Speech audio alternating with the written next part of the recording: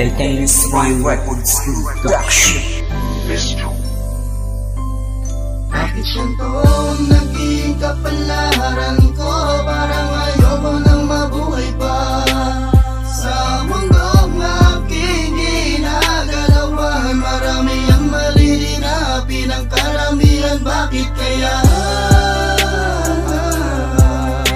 Wala na bang pag-asa upang maitamag mga kamalian? Ako'y umaasa ang pagbabago'y nasa. Masakit isipin, wala akong kinagisnan magulang katanungan. Paano ako nabuhay sa mundo? Para ba akong tinapon sa basurahan? Hindi ko madama ang kasiyahan, kundi puro kalungkutan. Simula pagkabata, palaboy-laboy na ako sa daan. Palaboy-laboy matuturing kuskusin ng mukha, nakakaawa. Pero kailangan na lumaban kahit na mahirap. Pagsapit ng umaga, pagkain na naman problema ko.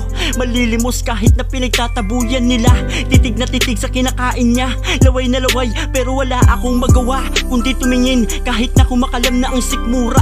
Pag nanakaw, hindi ko yan magawa. Makakain sa isang araw, bahala na. Basta importante, wala akong ginagawang mali sa mga mata nila. Kahit na gutom nangihina sa kapansanan ko. Hindi ba kayo naawa? Kundi malikmata nyo akong kinukutya. Kaya pala, iniwan ako ng aking magulang. Aking ama, tulungan nyo po ako. Puno ang kanilang pagkukulang. Bakit siyento naging kapalaran ko? Parang ayoko nang mabuhay pa sa mundong aking ginagalawan. Marami ang malilinapin ang karamihan. Bakit kaya? Wala na bang pag-asa upang maitabag mga kamalian? Ako'y umaasa ang pagbabago'y nasa. Isang araw, dumating na yung araw na pagkabinata ko. Kalye pa rin tinuturing kong pamilya. Katanungan, magbabago pa ba to? Dahil ako'y nabintangan. Ang saklap na paggising ko, may mga pulis, bigla na lang pinosas ang kamay ko. Sumisigaw ako, bakit po? Bakit po? Ano ang kasalanan ko? Habang yung alis sa kanto tumatawa, kusa na lang pumapatak ang luha ko. Oo, husgahin nyo ako na walang makain, walang tirahan, walang magulang na nagpalaki. Pero kalooban ko walang kasamaan. Diyos palagi kong karamay, aking gabay sa aking pinagdadaanan. Kahit na minsan ako ay may katanungan na balang araw may magtatanggol sa akin at pagkagutom may maiibsan. Habang andito ako sa loob ng kulungan, hirap na hirap habang pinagtatadyakan. Hindi ko magawang lumaban dahil sa aking kapayatan. Iniinda ko na lang lahat ng mga pasakit. Isang araw, dinala ako ng ospital. Walang malay may sakit akong nararamdaman. Matagal ko nang iniinda yan.